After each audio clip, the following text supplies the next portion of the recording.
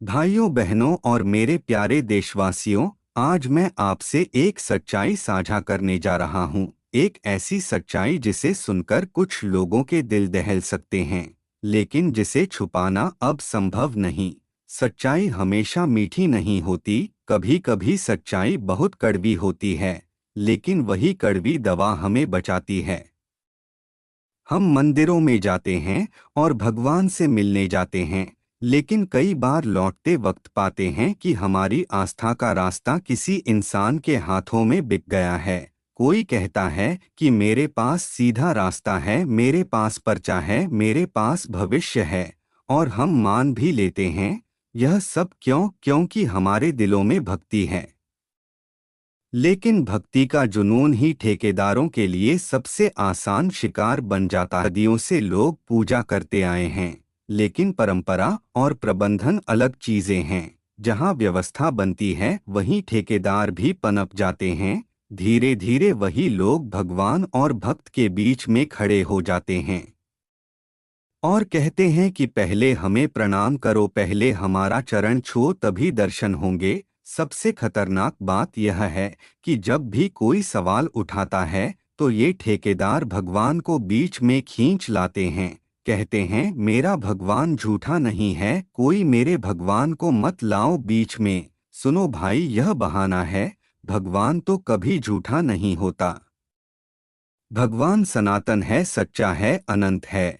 लेकिन ठेकेदार झूठा हो सकता है। भगवान का नाम लेकर अपनी दुकान चलाना यह धर्म नहीं है, यह व्यापार है। अब बात करते हैं बुजुर्गों की। हमारे समाज में बुजुर्गों का स्थान सबसे ऊंचा है। उनके आशीर्वाद से घर चलता है, समाज चलता है। लेकिन जब वही बुजुर्ग जाकर किसी ठेकेदार के चरण छूते हैं तो यह हमारे लिए शर्म की बात है। चरण स्पर्श माता पिता के होते हैं, गुरुजनों के होते हैं, असली संतों के होते हैं, किसी ठेकेदार के नहीं। भगवान की मूर्ति आपके सामने है तो मूर्ति के आगे झुको, किसी इंसान के आगे नहीं। अब आती है पर्चे की बात। वहां भक्तों का पर्चा खोला जाता है, नाम पता जन्मतिथि पूछकर उनका भविष्य बताया जाता है, वर्तमान और आने वाला कल सुनाया जाता है। लेकिन सोचिए, क्या यह विज्ञान है? क्या यह शास्त्रों में लिखा है? क्या यह सच है? नहीं, यह सब लोगों को डराकर उन्हें अपने वश में करने का तरीका है। पर्चे से भविष्य नहीं बदलता, पर्चे से भाग्य नहीं बनता। भाग्य आपके कर्मों से बनता है। कितनी माताएं हैं जो इलाज के बजाय पर्चे के उपाय पर पैसे खर्च कर देती हैं।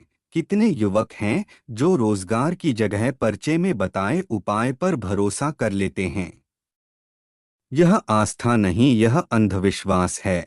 और यह अंधविश्वास हमारी संस्कृति को खोखला कर रहा है। भाइयों और बहनों, भक्ति का रास्ता सीधा भगवान तक जाता है। बीच में किसी ठेकेदार को लाना जरूरी नहीं।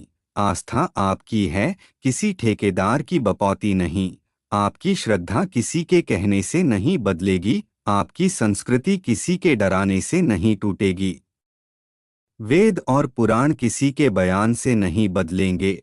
इसलिए जागो, अपनी आंखें खोलो, बच्चों को सिखाओ, बुजुर्गों को समझाओ, भक्ति को व्यापार मत बनने दो। और सबसे जरूरी सवाल पूछो, क्योंकि भगवान किसी पर्चे में नहीं, किसी ठेकेदार के चरणों में नहीं, बल्कि आपके दिल में है। जय सनातन धर्म। डिवाइन ओम ज्योति से जुड़ने के लिए सब्सक्राइब करें और इस वीडियो को आगे भेजने के लिए शेयर करें।